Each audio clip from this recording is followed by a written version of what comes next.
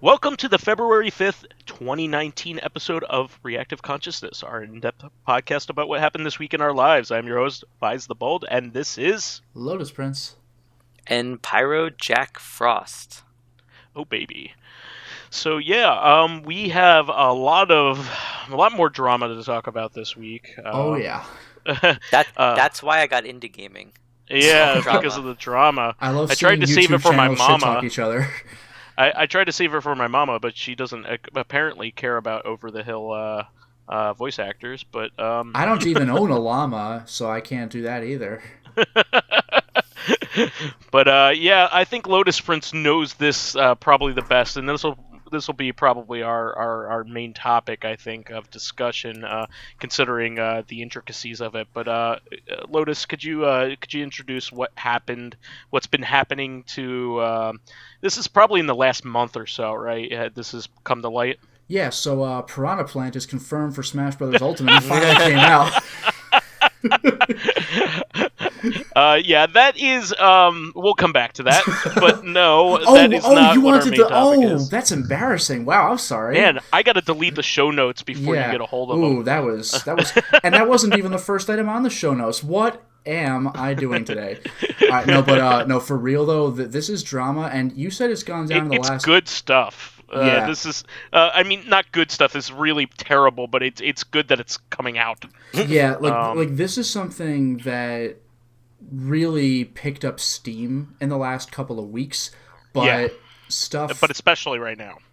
No, I mean, especially in the last couple of weeks, where results are starting to happen now. But good. I mean, all right, here's the thing, because I don't want to keep dancing around this. So there's the voice actor. I believe his last name is pronounced Mignogna. Mignola. Vic Mignogna. Anyway, Mignola. Anyway, he's the guy. My fault. I've never actually heard it out loud. Mignogna. So now I look like a jackass. But anyway, Mignogna. But anyway, I mean, you sound like a jackass. I am one, so that's fine. But he's a very, very prominent voice actor. He's probably most well known for Edward Elric from Full Metal Alchemist. Now that the movie just came out, he's known for voicing Broly in Dragon Ball Z, the Broly movies. So he was in the most recent one as well. He's also been prominent as Captain Kirk in a lot of fan Star Trek movies. Oh, I didn't know that. Yeah, actually physically, he's. Oh, that's amusing. Yeah, it's like he kind of has an almost Shatner look to him, like a young Shatner. He kind of does, yeah. I can see it. Even when he's not trying to look like him, I can see it. Mm-hmm. But he's also in Ruby and a few other things. Yeah, I was going to mention Ruby. He voices the constantly drunk Crow in Ruby, so he's got that kind of voice, and he even kills it. It's amazing. Voices Persona character as well, Junpei Iori. Oh, I heard about that. Was that from? Oh, really? Was that from 4? That was from 3. 3. Junpei's in 3. But I mean, this guy has done like a million roles. Like, he's one of those voice actors where if you look up his credits, it just scrolls. Like, there are some voice actors like that, and he's one of them. Like, you can just keep scrolling and finding more and more stuff. The thing is, now, on January 17th, there's been talk about this kind of thing for years, honestly, but on January 17th, Mars Girl, because she's very involved with, like, a lot of anime circles, there was talk about Mignogna, and she had made some thread that said that she'd heard that there were lots of stories of him just, like, getting, like, a little too up close and personal with various teenage attendees. Young girls, we're talking like 14, 15. But even some guys too, honestly, just like a real personal space thing, but I think mostly girls anyway.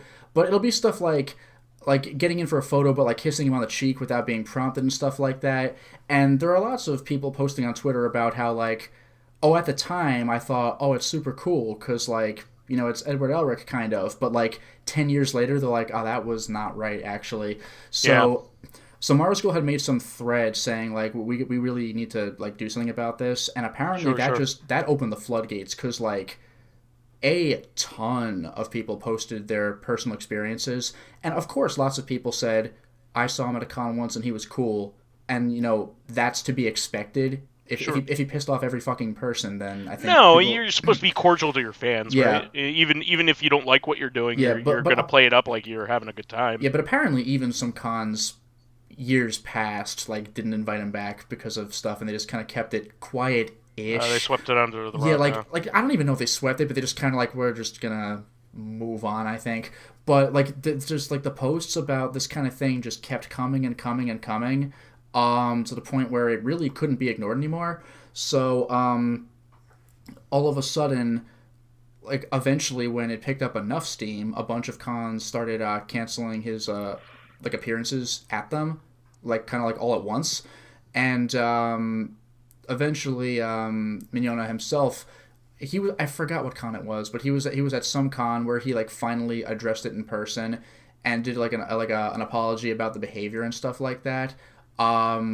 So there's acknowledgement there at least, but like this stuff has been going on for, like, some people said as far back as, or at least they have stories as far back as like 2006, and a lot of them have evidence to prove like at least 2012 and stuff like that from posts in the past, where like this is one of those things where a lot of diehard fans it's like you know, oh, is this a conspiracy? Are you coming out with all this now because the Broly movie just came out and you want to be assholes? And people are like, no, I have forum posts from years ago. I was complaining about it then, and nobody said anything. Well, here I am again. So, like, just more and more stuff came out. And actually, we're recording this podcast at around 10 p.m. on Sunday. So, only about an hour... Monday. Oh, excuse me, Monday. You are correct. I know what day and time it is. But even, like, just as recently as, like, 2 hours ago, at, like, 8 p.m. on today, which is Monday, not Sunday, Rooster Teeth just said that they're no longer, like, they're cutting ties with Mignogna, so he won't be voicing Crow in the future. So I don't know if that... On Ruby, right? Excuse me, on Ruby, yes. So I don't know if that means anything's going to happen to the character. They said nothing's like really affecting the show itself, so I'm assuming somebody else will pick up the role. But like now we actually have results, because this isn't just cons canceling appearances, this is like something in the industry. I mean, they're not exactly Funimation, but like Rooster Teeth is a big deal. Speaking of Funimation, by the way, Ruby's very, very popular right now. Really popular. All over the world. It's a popular. Oh yeah, show. Japan has an official dub. It's crazy. Like they have like solid voice actors for the dub. I saw the trailer for like season 1. Like the woman who does Ryuko, the main character of Kill la Kill, is voicing like Yang in the show. It's like it's not just the show either. Quality voice actor. It's not just the show either. It's, you know, like all the other media and stuff too. So it's in fighting games. It's yeah, that's true. That Blaze Tag cross battle game has Ruby as one of the 3. There's like Under Night in Birth, Blaze Blue, Persona, and Ruby. That was a shocking reveal at the time. Yeah, and Ruby has its own video game too. On Steam. Top of it. On Steam, yeah, that's been around for a while too. There's merch. Like it really is it's settled into the mainstream.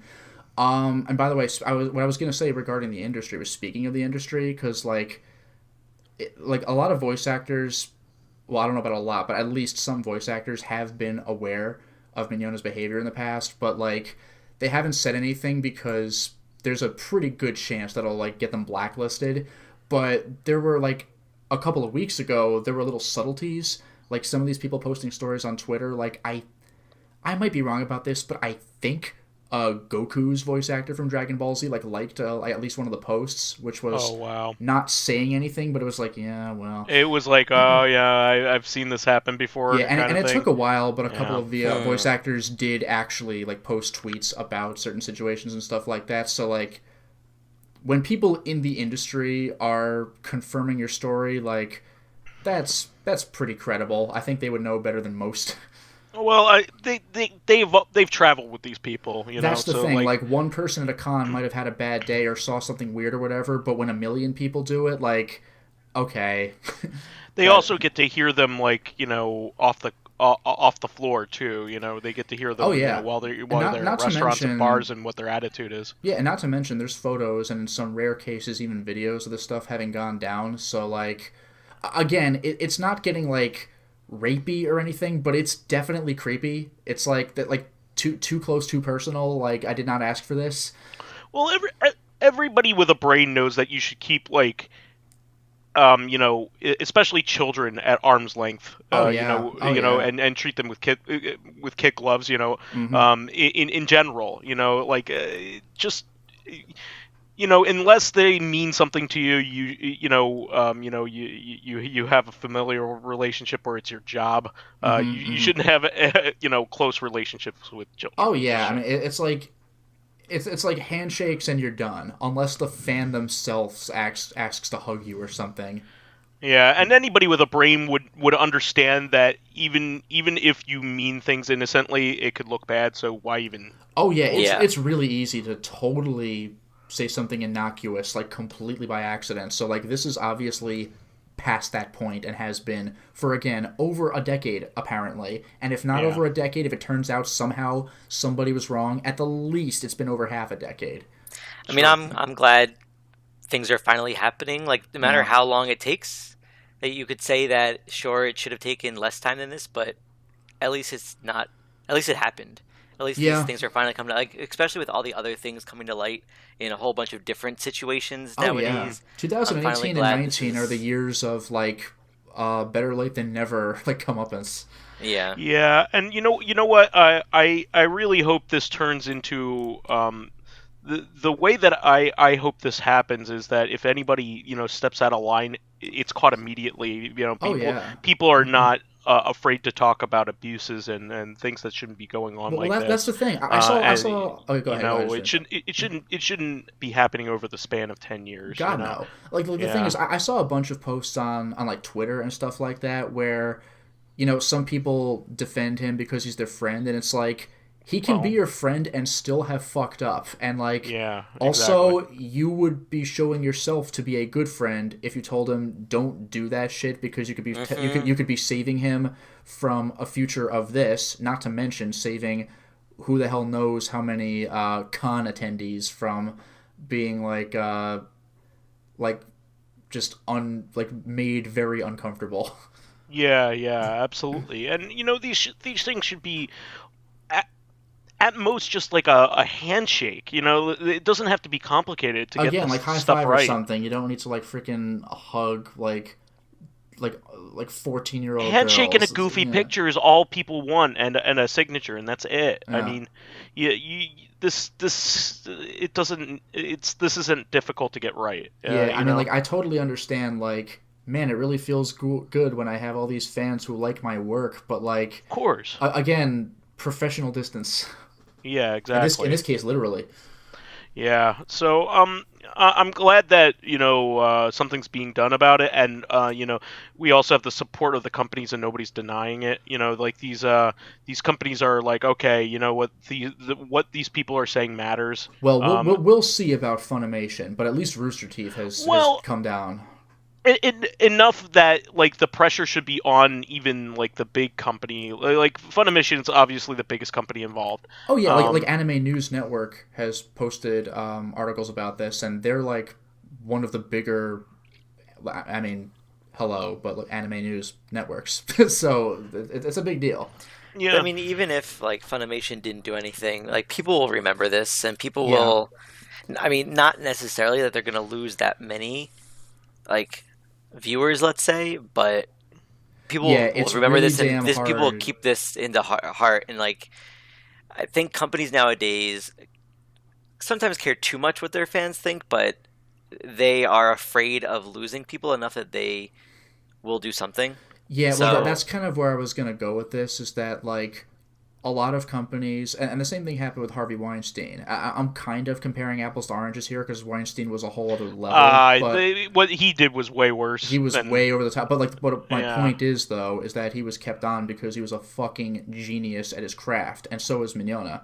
But, like, you can maybe find someone who's good at their job and also not a literal rapist. I'm talking about Weinstein in this case. But with Mignogna, like, keeps his distance. Like, you can have a good voice actor who is also not creepy. Like, Look, I mean, one of my favorite movies ever is Chinatown, and Roman Polanski's a piece of shit. So like, yeah. I do not want, I don't make any excuses for him. I mean, I love X-Men Yeah. 1 and 2, but Bryan Singer, man. Yeah, I yeah. love Jeepers Creepers, but Victor Salva. Yeah, exactly. So, I hope those two guys never make anything ever again. That's the thing. Like, I can't Those unwatch their guys. movies, and I still love the ones I've seen, but I'm not going to pursue any new things they might make because that's just positive reinforcement. Yeah, no, they've lost me. Okay, so we have a couple other things here too. Another big one. I've been following this as well. Yeah. So GameStop put itself up for sale earlier, in December? It was a little while ago, yeah. It was either November or December. Mm-hmm. Now that is also a really bad time to put yourself up for sale, because that should be pretty telling, because GameStop's #1 season is the Christmas season, without a doubt, especially with that. And its #2 season is when Rockstar releases a new game. Well, okay, so it's two big seasons are in the summer when Madden comes out, Yeah. and then Christmas when everything comes out. So, Oh, yeah. especially Call of Duty comes out in October, right? Usually. And Battlefield. So those are huge for Christmas gifts. Those games, and so they should be rolling in the dough then, or they should be getting into the black. Black Friday means they're getting into the black. Mm-hmm. But they put themselves up for sale, and that's a bad sign. They're looking for somebody to buy them because they don't think it's a viable business model. Yeah, And apparently they have been taking huge losses, especially in the and I think I know what's contributing to it. So I think it's mostly because of digital sales. Most people up to this point, I mean, only really the nerds are and the people that are outdated are keeping up with physical releases. And for good reason too. Most of the physical releases are half-assed now. I mean, Lotus is really big into his physical releases on principle. I like physical even releases. Even then, I wait for greatest hits releases, or maybe go for some collector's editions. But like, sure, in general, just off the shelf, physical releases are not what they used to be. Like, there's no manuals anymore. It's just a case with a disc without even any reverse cover art or anything. Like, we're lucky we get discs anymore. I mean, we're lucky we get discs anymore, because most of the game isn't even on them. Oh yeah, it's ridiculous. Like, Shibuya Scramble was just like a case. Like, that was literally it. Like, it's just like, all right. I know it's kind of a bad example. That's not exactly the most mainstream game in America, but like, most games are like that. Like, at this point, an instruction manual is a bonus when it used to be literally required in order to understand how to play.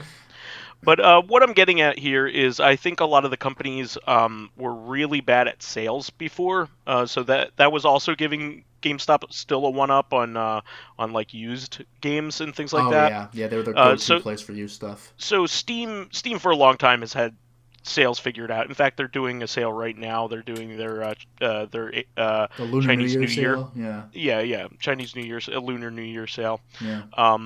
So yeah, that's. They've long known that if you do a deep discount, you'll sell more copies than you wouldn't have.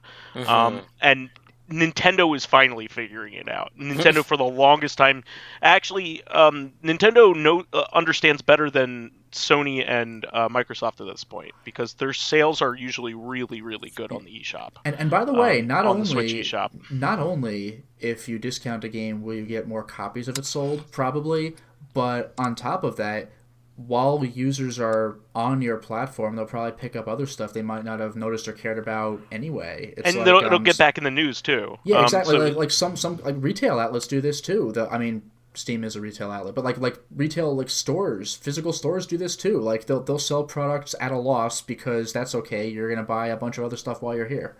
Sure. Places do that all the time. They'll put stakes on deep discount to get you in, and so you buy all your regular stuff. Oh yeah. So, anyway, GameStop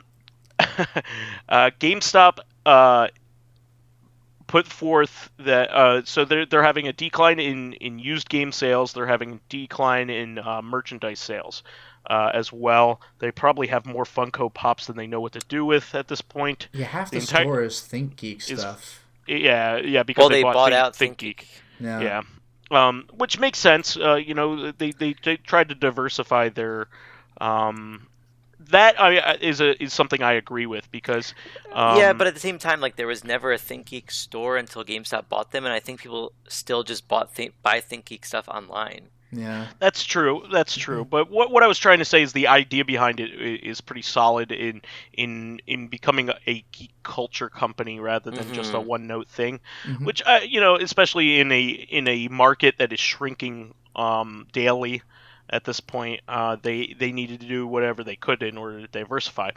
But the news is that they took it off for sale because nobody wanted it. Yeah, that was a bad shock sign. Because like all of a sudden I saw like, oh, GameStop's no longer up for sale. Hooray! Like because no one would buy. Oh, and like not only that, by the way, I'm looking at an article. This is dated. This was from January 29th. It's a little bit dated, like a few days old at this point. But it had said, as of the time of this writing, because like when people found out that GameStop failed to find a buyer, its stock fucking plummeted. Like it dropped 20%. It went down, 26.4% as of at least that article. I don't know if the numbers are different now, probably a little bit, but it said like it's down like $4.09. That's terrible. That's insane. Do not buy that stock. I'm telling you as a financial professional. But buy low, sell high. It's the perfect time. No. Do not buy that stock. No matter what you think. And don't buy cryptocurrency. A thing. About I that heard just came about out that. Recently. Did you hear about this, Pyro? I did not. This was ridiculous. This is an aside. I won't spend much time on this, but I believe it's a marketplace for Bitcoin trading. Yeah. Was owned by a single gentleman who died unexpectedly while he was in India, meaning he didn't have a terminal illness or something like that, and he died while he was in India. He's the only one with the Bitcoin keys to give everybody their money back. Yeah, so like people lost like $193 million, or at least they can't access this is a huge deal. Huge deal. Bitcoin people are fucked. Yeah. Yeah, there's the no way for them to get it. The one guy with the password is dead. Like, damn. He didn't write it down. He didn't put it in a will. He didn't put it in a place where his coworkers could find it or anything. That is insane. That is shocking. He died of complications from Crohn's disease, apparently. Oof. But there are the biggest thing going around right now is people think it's a big fraud because they can't find actual records of him dying because he died in India. He's a Canadian citizen who died in India.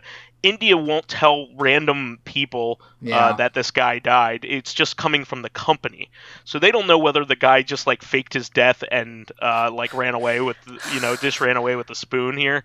Truly the most transient currency. But the problem is, none of this is regulated. So even if he were to be taken to court, there is no precedent for this kind of shit to go on, and none of it's regulated and all that other stuff. So I'm sure, if it went to court and people were able to get through this stuff, it would, it would come up in the customer's favor. But there is no. It would take years because there's no precedent, and none of it's regulated. So, whoops. But yeah, madness. Yeah, I mean, this is only one of many cryptocurrencies, but still, the fact that like a lot of these have like it's the major one though. Yeah, it's but Bitcoin. But either way, like what happened with this one is the key can't be shared by too many people. So you're kind of putting your stock in the fact that it goes well.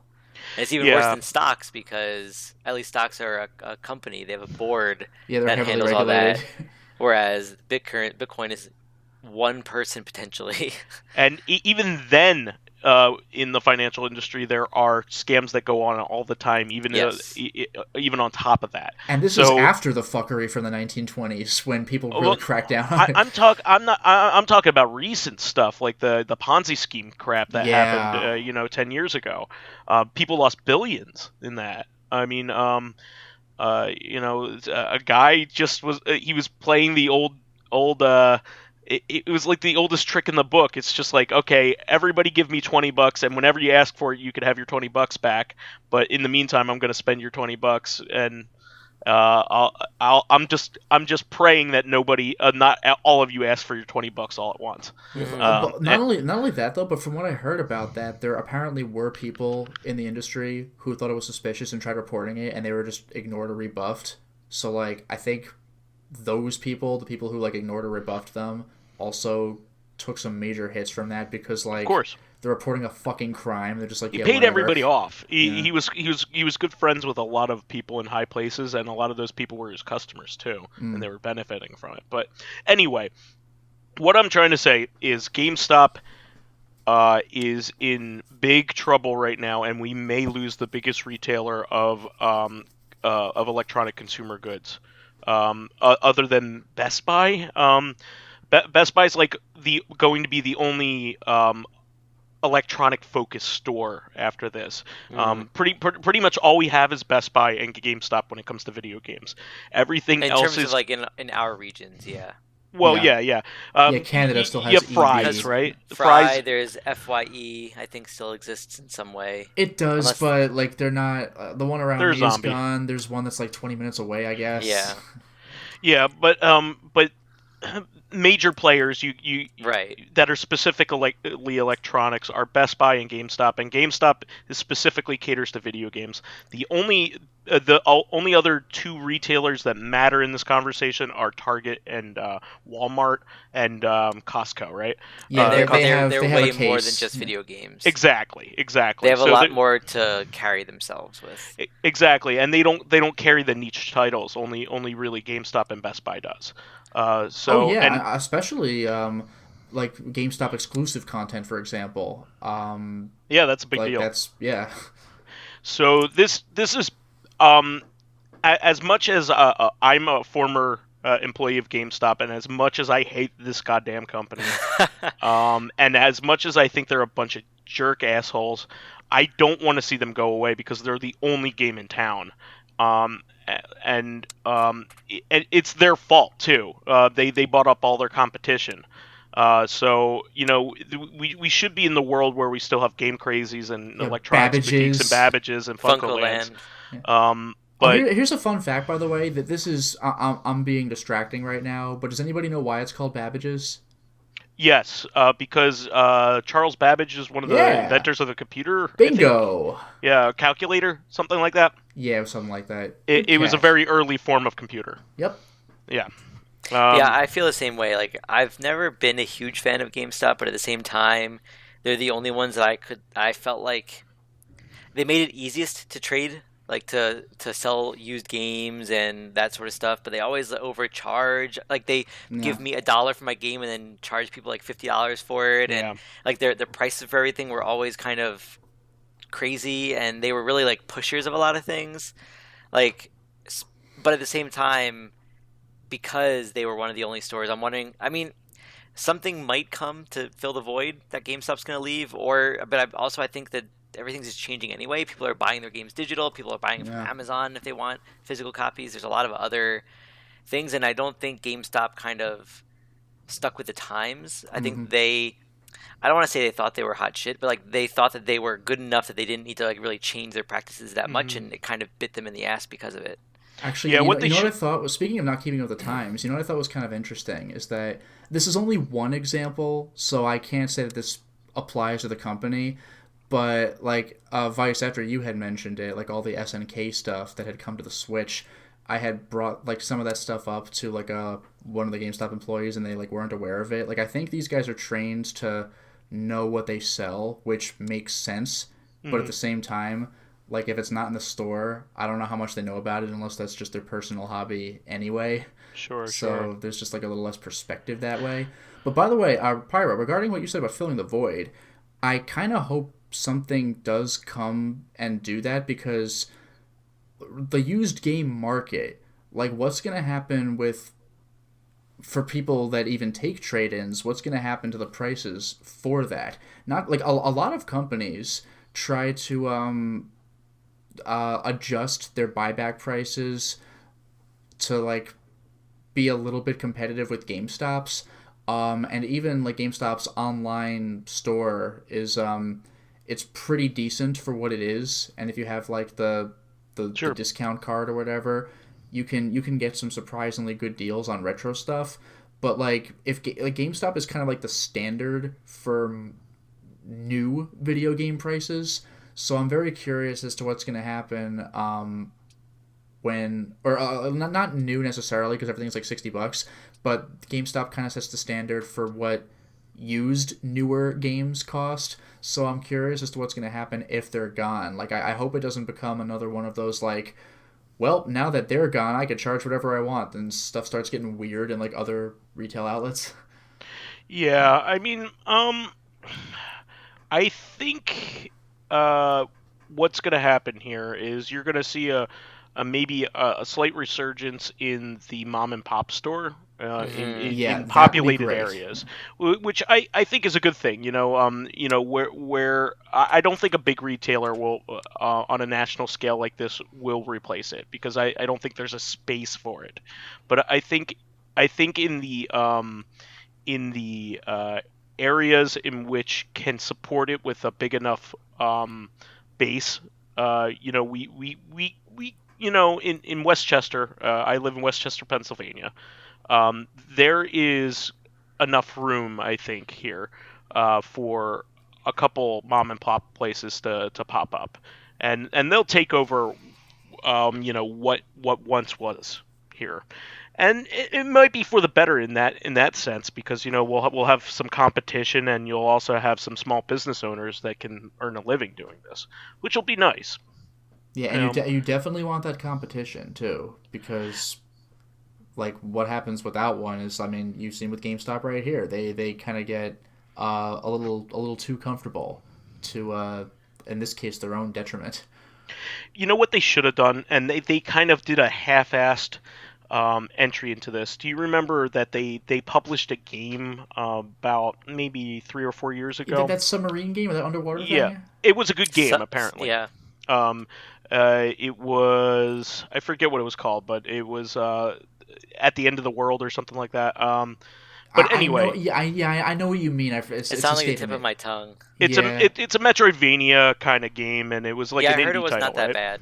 It got pretty good. Yeah. Pretty good buzz, right? And I don't think it sold like they wanted it to, because they merchandised the hell out of it. I don't know if you were in GameStops at the time. Because it was their first game they published, and they wanted to make it a big deal. But like, and I think that's what they did a lot of the times though too. Is they had these like what they thought were really grand ideas, and because Song they didn't, of the Deep. That's right. Yeah, that's it. Song of the Deep. And because they didn't hit as hard as they thought it would, they just drop it. Like, it's not everything's gonna hit hard. They put their too many eggs in one basket sometimes. Yeah, so they probably ended up losing money on it, even if it sold pretty decently, because they put out all these like statues and shit that nobody wanted. People only want that kind of stuff for stuff that they really like, and like it's been around for a while. Yeah, that's right? putting the cart before the horse. Exactly. Like, you gotta earn that. Well, not only that, but like what you just said earlier, like it was one and done. Well, I looked up. Apparently, GameStop published 3 games. There was also Has Been Heroes and Deformers. So I didn't even know about those. Yeah, so at least, well, I've seen them on shelves. I just didn't know it was them. But like, I'll give them credit. It wasn't a one and done. But like before I saw that, I was going to say that you also would need a better control group. Like, you don't want to consider Song of the Deep a failure and say that means it doesn't work. Like, you want to see what part didn't work and see if you can work around that. I know it's a very expensive endeavor, but the idea is the same. What I was getting at here is that what they should have done was they should have done what Netflix did in their very early years. And what they should have done was either partnered up with a publisher like Epic, or Valve. Valve, it was too late. They wouldn't have taken the deal.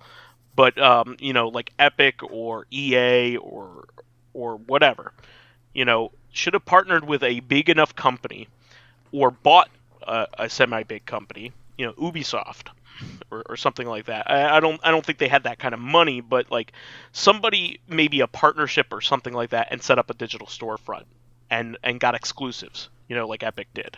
At the time, they probably could have gotten away with that with Epic. I'm thinking they probably could have gotten. I don't know. Unreal Engine was really big. Has been really a big thing for a really long time. But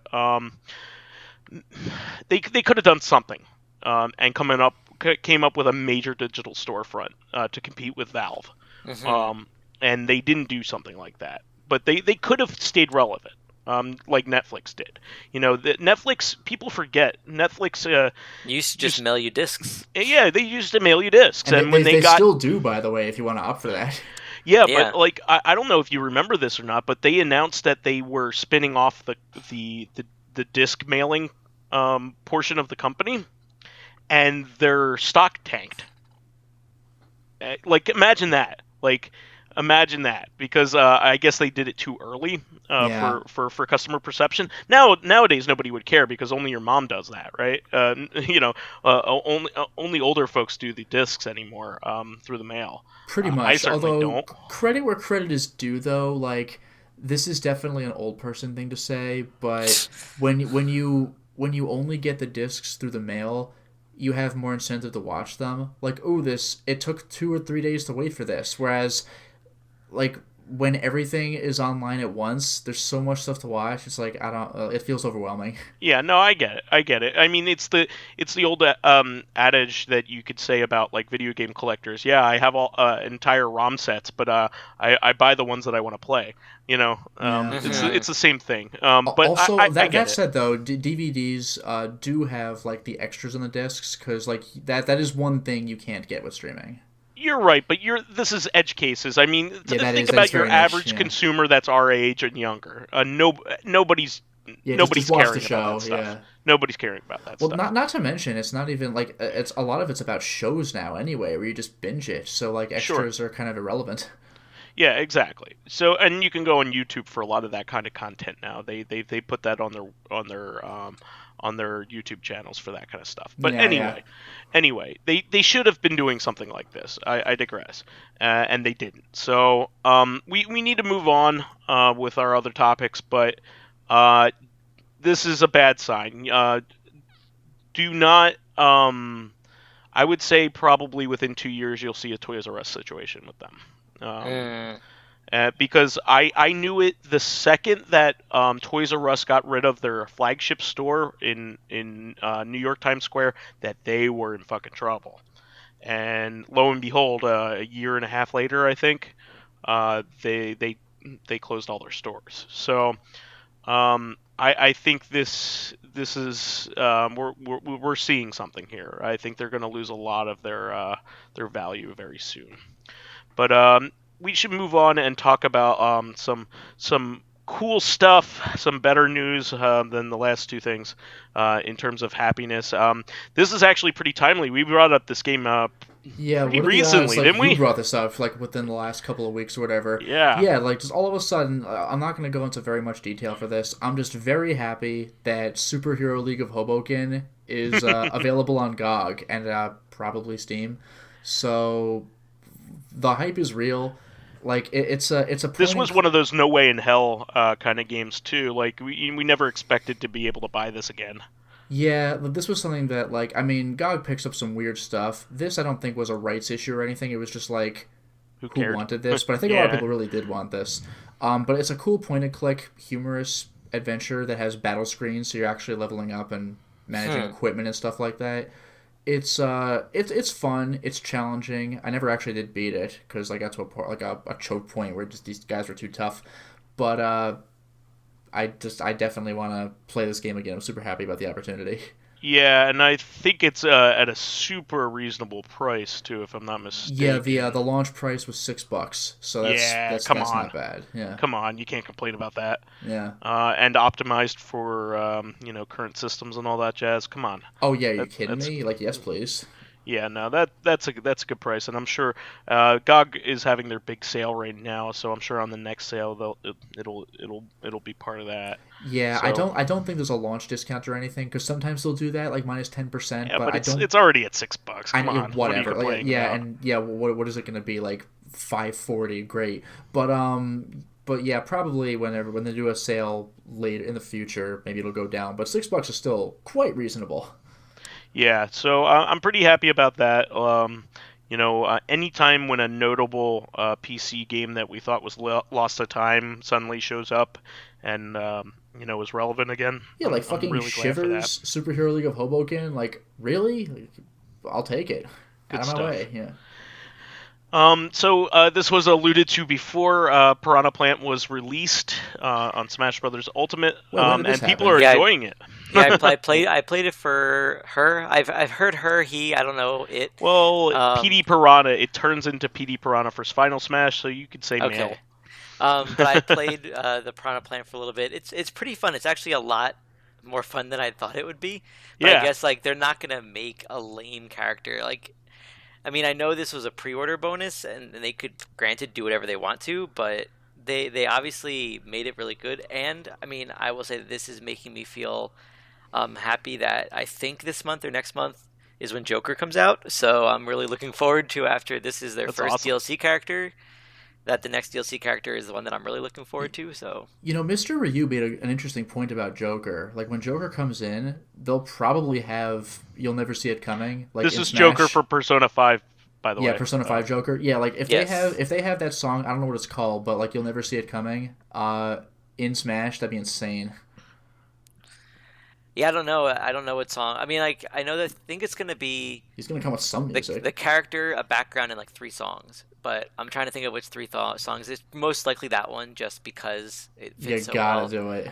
But yeah. So anyway, Piranha Plant is fine. And actually, the fact that Piranha Plant was released and I had to make sure that I claim it in time got Yeah, me playing some more Smash again. I had to claim Um, mine too because mine got emailed to me on Friday. When did you get your code? I got mine like a while ago, but Oh, okay. I had to log in to make sure. And because I logged in right when they kind of released the 2.0 update, so it Hmm. kind of got me back into it for a little bit.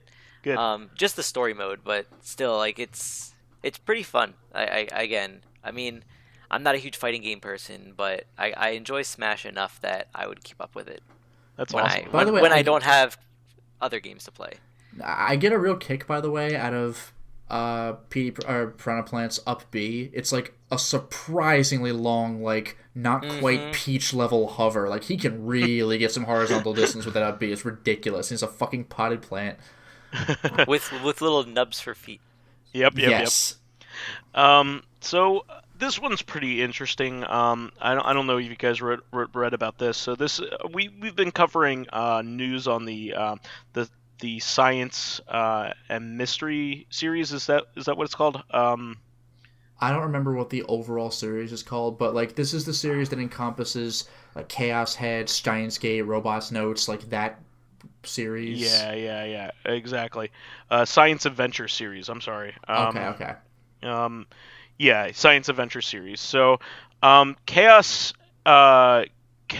Child was released on PC pretty recently, which makes this pretty interesting that this came out. But there was a fan patch released about it very recently. Yeah, I actually wondered if you made a typo in the notes. I was Nope. like, why do we need a fan patch for Child? Like, give us a fan patch for Head, please. Well, no, there is a fan patch for Head already. Fan translation, I guess. Yeah. Yeah, fan translation of Head.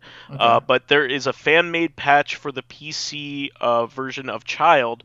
Apparently, they haven't been very consistent in the translations. In translating certain things and products within the world and things like that. So the fan patch, what it does is it homogenizes it to be more consistent with the little references that are made to Steins Gate. Oh, that's good. And earlier games. So Steins Gate was done. I think was localized by its own company, by Jast. Yes, that's correct. Because they first sold it on like PC. Yeah, it was localized by Jast, and so Spike Chunsoft is doing the games directly now. So there's inconsistent translations in the series yeah. as a result, because it doesn't have a consistent Bible going on. So there, things like candy bars or something like that would be called something different in each version, instead of having a consistent name, that kind of thing. Oh, okay. It's to make the connective tissue of the series. Like Steins Gate would call it soda, and Chaos Child would call it pop, or something like that. Well, I mean like a brand name or something like that. You know what I mean? So like it's sort of a reference in order to keep the connective tissue of it together. Like it's like having like red apples. In Quentin Tarantino movies. You might have another one. You might have a cigarette company called Red Apples in one, but you might have it as like Apple cigarettes or something like that in a different one. Okay. That kind of thing. So there's a couple. There's also some errors. So they cleaned up the. They edited the script to make to fix grammar. Yeah. They've added subtitles to scenes that they didn't bother doing. Oh, come on, really? Yeah, apparently it was just a bad base That's translation. Weak, man. And UI improvements. So it's a free fan patch that apparently interfaces very well, and also lets you go back to vanilla if you like. Now, was It the gives you choices. was the PC version a port? Because I know that Chaos Child is available on PS4. Like It was PS4. They're all ports. I mean, even Steins Gate is a port to the PC. The original.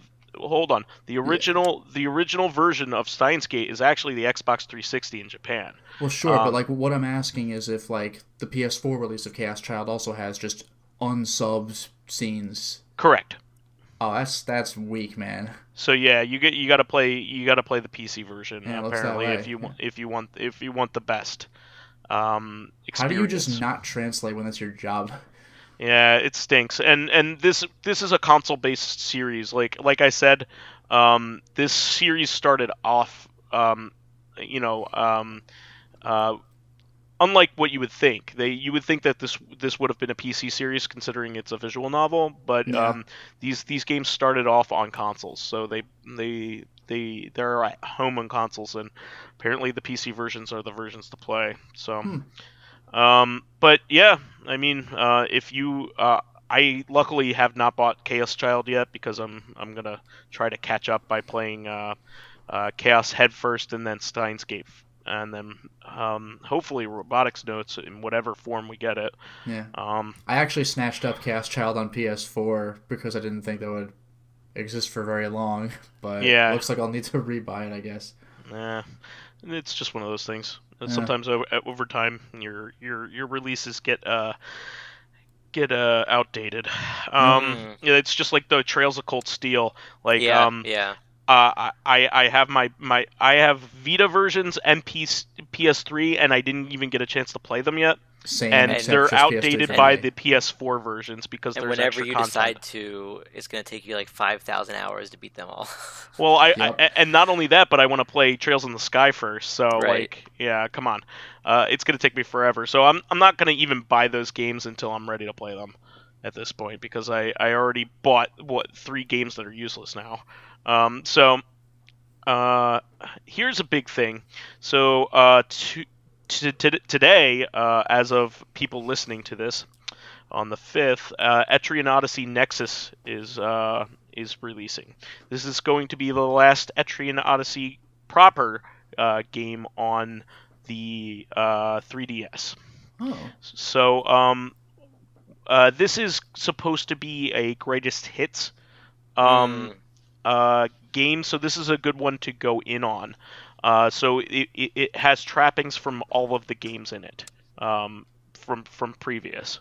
So it's supposed to be kind of like a mishmash of the environments, bad guys, and class types of all of the previous games. So it is not a number sequel. I think they are up to 5 now. That sounds right. Yeah, it's the Etrian Odyssey. I, of course, am buying it because I'm a big fan of the series, even though I'm not that far into it. 5. They're up to 5. There are of course, 2 remakes as well. The remake of 1 and 2 are out in the United States. So and Mystery Dungeon game is out as well. So this is a pretty big series, but this is a good jumping on point because it has it's an all stars situation. And they don't really have that much of an overarching story either, do they? I mean, like they probably have some common elements, but I don't think you need. I mean, granted, like you said, this is the greatest hits, so that's that. But I think even if you jumped into another one, I don't think you'd miss much if you just jumped right into the newest one. And also, I would agree. kind of, from what I've played of the Etrian Odyssey games and whatnot, I probably would recommend jumping into the latest ones just because they update a lot of the systems and make them a little bit more user friendly as they go. Yeah, we're actually going to get into this later on in the week. Right. We're going to talk about some of our favorite first-person dungeon crawlers, which this is absolutely I think the finest evolution of this type of game is the Etrian Odyssey games. They have great music. They're by Yuzo Koshiro of Streets of Rage fame, and they have fantastic mechanics. But it's all about the gameplay and systems. And what's cool about them is the cartography, like mapping out your while you're playing. It's a lot of fun to make the map on the second screen. So it'll be interesting to see how they handle this series because this series requires a stylus, and it'll be interesting to see what they do with it on the Switch, if that's where it's going. But it's a cool one. I definitely recommend picking it up. Don't worry about the baggage of the rest of the games. Just go ahead and go with it. And going along with this, Persona Q2 was announced for a US release. Yep, it comes out in June. Yeah, and this will probably be the last major RPG released on the system in the US, if you ask me. Yeah, I agree. I mean, even I don't hear of many games coming out on 3DS. I even think that the Persona Q and the Etrian Odyssey games are a little late to the party in a way, where it's not that it's a dead system, but it's like getting to that point. Because I think Nintendo's really putting, even though they don't want to say that 3DS is dying, like Switch is their new handheld in a way. Sure. And there have been some decent releases recently on the 3DS. I'm not going to put down what has been released. Right. You have the 2 remakes of the Mario and Luigi games which were quite good. There was the remake of Mario and Luigi 1 and 3 most recently. So Bowser's Inside Story and the Superstar Saga. Those were released in the last 6 months. What else did you have? You had Strange Journey remake only a little while ago before that. And those are the big ones. I mean, there's definitely been a lot of games out for it. It's just like you can see, like with like you were saying, a lot of remakes, and like these are the last 2 like that I can think of. And granted, I don't follow a lot of the 3DS news, but it's getting to be that point with the 3DS. But still, like I am keeping my 3DS for Persona Q2. Sure. Like, and not only that, but we're getting it. You know, right. It's cool that we're getting it in the United States. Right. And I don't know if anyone remembers, but when I was playing that, I mentioned how I didn't really like Persona Q2, but I'm too much of a sucker for the series. Like, oh wait a minute, I actually have a question. Didn't Persona Q come with tarot cards? I think it did. I think Persona Q came with like half the tarot cards. Yeah, and, like, that's what I was going to say. It was half. Came with the other half. Yeah. Oh, they already covered the other half. Okay, I was actually going to ask if Q2 was like a long-awaited the other half, but I think it was. They released the other. Yeah, but I think it was Dancing All Night that came with the other half. It may have been. Yeah. But yeah, like I'm looking forward to Persona Q2. Like, I mean, I'm hoping that they make it that I enjoy it more than I liked Q1, but I'm still gonna play through it, even if like Q1 I played on easy the whole time, just because I like the whole mashup of all the series, and I like the mapping as well of the Etrian Odyssey games, and they have that in these games. So yeah. I should specify that the reason why this is related is Persona Q is what if you literally if you combined Etrian Odyssey with Persona. Yeah, you basically put it's made by the same people. Persona, like a Persona icing on top of an Etrian Odyssey cake. Oh, So nice. Persona Q, the first one had characters from 3 and 4 in it, and this one Persona has Q 3, 4, is 5. Yeah, 3, 4, and 5. Yep. 3, 4, and 5. Okay. Yep. It's non-canon if I remember right. Right. Yeah, I think the first one at least was non-canon, right? They are and they are not. Okay. All right. Like the characters from the games, it's kind of like an alternate universe, I guess you could say. It's like if at a certain, like they mention at a certain point the characters go into this world and that they lose their memory after it. So it could technically be canon because they don't remember any of the situations they went through in that sense. Plus, the characters from characters from Q1 at least, I think are going to be in another game. So if not Q2, then in another game, so they kind of like mention that they still exist in some way. Sure. Which is pretty interesting.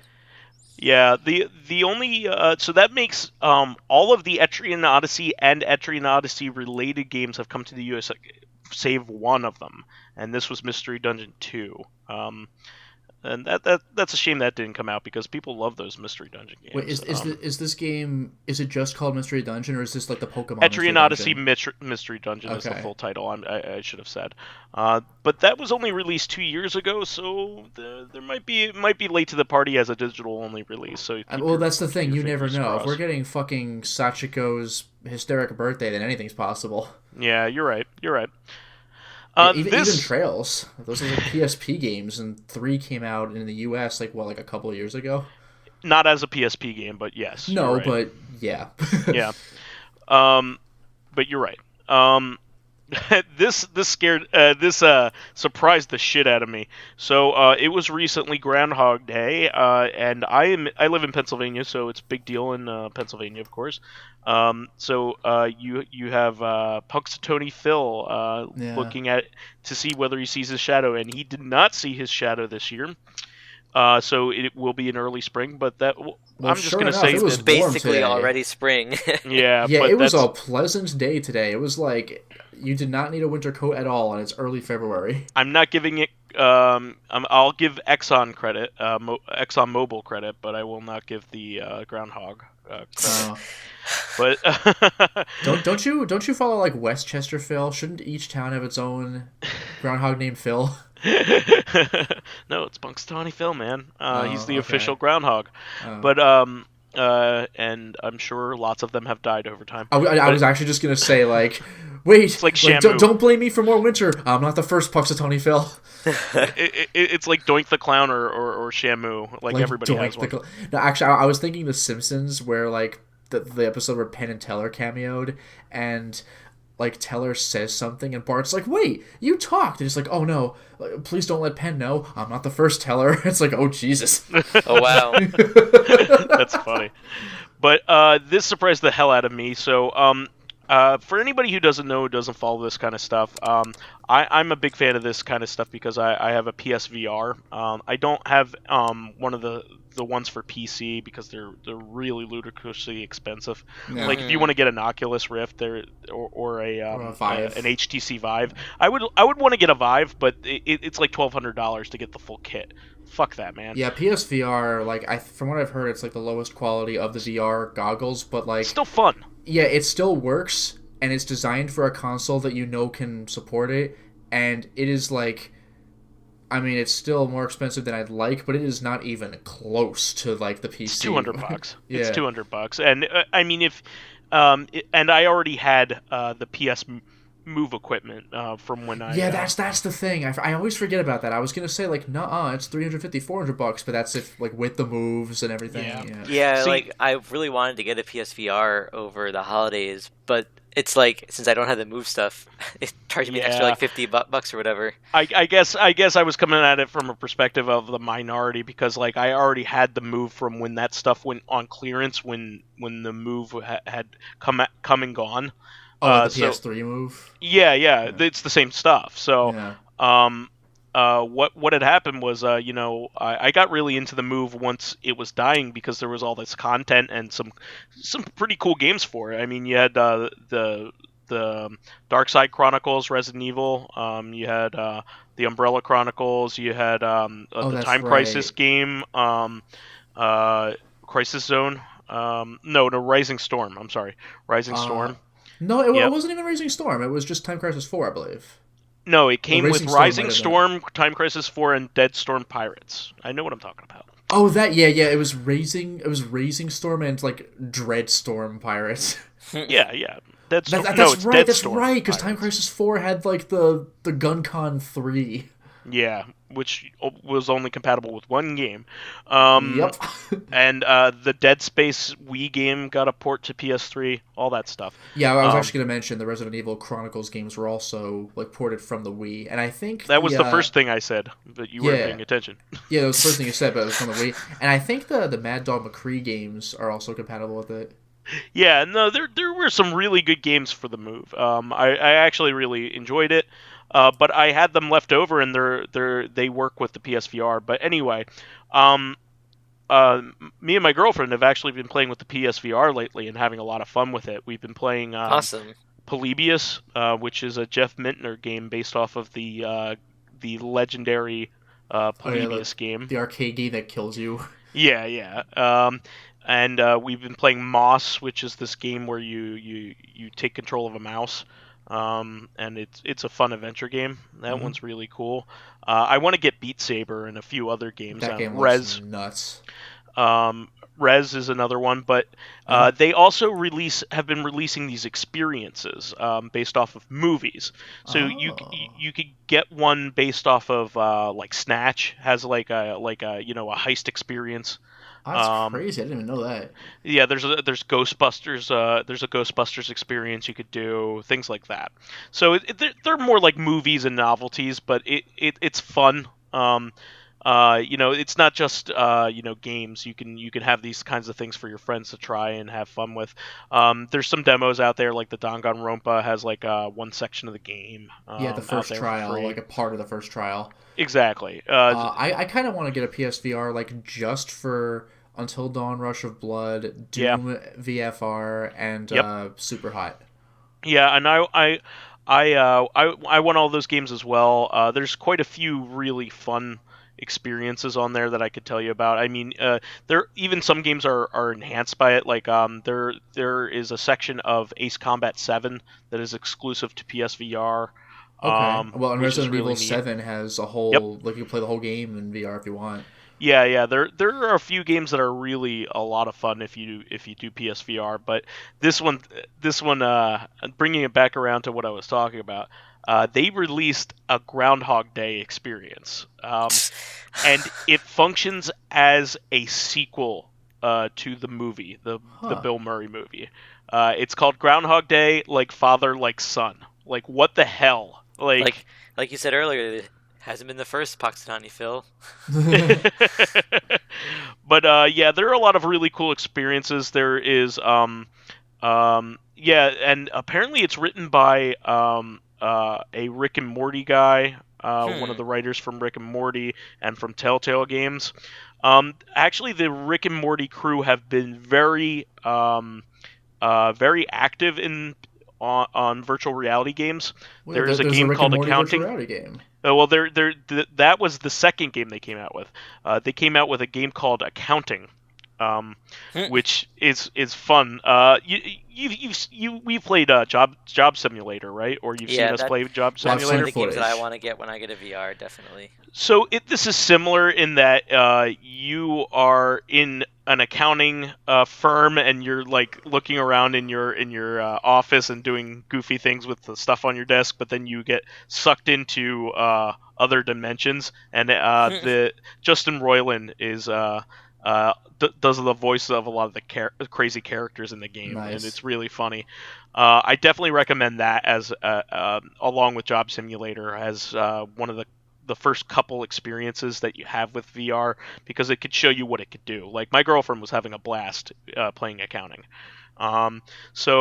Apparently this Groundhog Day is pretty fun. It tells the story of Phil Connors Jr., the son of Bill Murray. And he's trapped in Pakistani, repeating the same day over and over again. Maybe I don't know how long it takes to play. Maybe you're stuck in it 8 years like Bill Murray is, but Did you hear about that?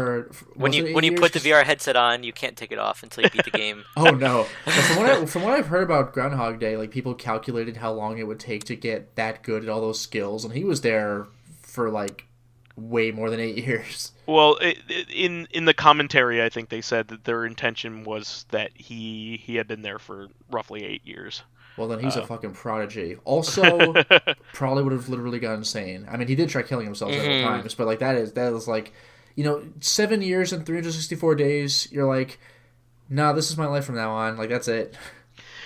Just as an aside, I recently watched. There's a lot of things playing with that concept recently, and I watched The Edge of Tomorrow, which is the action movie variant. Yeah, I want to see that. It's quite good. I recommend it fully. Definitely watch it because they're coming out with a sequel. Live, die, repeat again.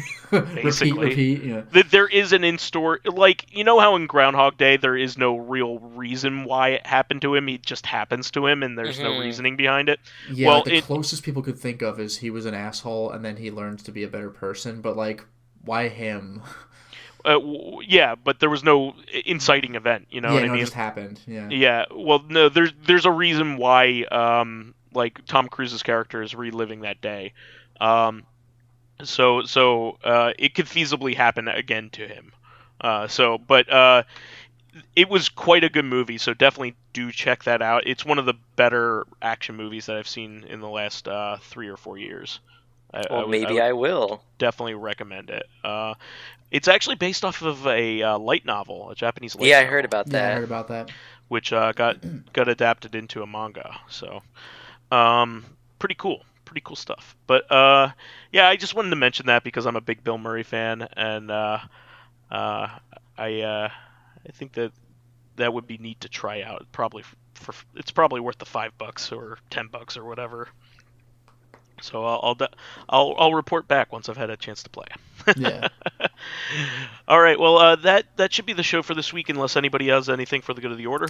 I just really quickly wanted to mention that the new Final Fantasy XIV expansion has been that's right, kind of announced. So it's going to be released in, I think, the beginning of July, and if you pre-order it, you can play it like the end of June. And a few things that they announced. One, it's going to be, so Vieras are going to be in it. So anyone who's played Final Fantasy XII, the Bunny Girls are going to be the new playable race. They haven't yet showed if there's Bunny Boys, but there are Bunny Girls. Also, they announced a new job. What are they called? They have a V name? Viera. Okay. Yeah. They're also there's a new tank role called the Gunbreakers. They're basically the Gunblade wielders. Yeah, we got gunblades now. They're gunblades, but they're tanks. So that means they're meant for close damage. It's basically they enhance their damage by shooting people in the face while they. Well, that's like how FF8 was, right? Like the critical hit was like slash shoot. Does it pixelate your face when you? You're the best looking guy here. And the other thing that was announced is one of the new bigger raids called Alliance Raids, which is 24 people, is going to be based on the Nier universe. It's a Yorha. And the story of that raid is actually going to be written by Yoko Taro also. Yeah, that's insane. Really cool. How does this fit into the? I was going to say the meta. If you want to play Final Fantasy XIV, now you have to read an esoteric Japanese only like online document to understand the lore between the universes or whatever. This is awesome. Yeah, so that's the only other thing I wanted to mention. Wait, Pyro, what'd you say that Y name was? Yorha. That's if you played Nier Automata. It's okay. Yeah, it is Automata. The people who that's like the android faction is called the Yorha. Okay, because like Nier's daughter in the original Nier, it's kind of escaping me right now, but she also had a Y name. Yeah, it's like Yorda. No, I was thinking that, but Yorda is from Ico. Okay. Well, anyway, if you look that up, I'll get going here with our outro. Yonah, Yonah, yeah. Okay, that is the show for this week. Please remember to subscribe to the Corrective Consciousness YouTube and SoundCloud pages. While there, please give us thumbs ups, likes, and 5-star ratings on iTunes. It helps promote and spread awareness of the show, and any bit of encouragement helps keep the show going. You can also catch us on Thursday for our sister podcast, Corrective Consciousness, the podcast where we explore the inanity of pop culture. Finally, you can friend me as vysethebold on Steam, PSN, Xbox Live, Twitter, Battle.net, Switch, and if you are under 18, stay far away from me. Thanks for the warning. So isn't it great that people know? People should already know that. That is true. So you can follow me on my YouTube channel, Lotus Prince. You can hit me up on Twitter at Lotus Prince. And finally, if you are interested in seeing my videos early, getting in on exclusive live streams, selecting upcoming games for me to Let's Play, I just finished uploading Binary Domain, so the rest of that will go public soon.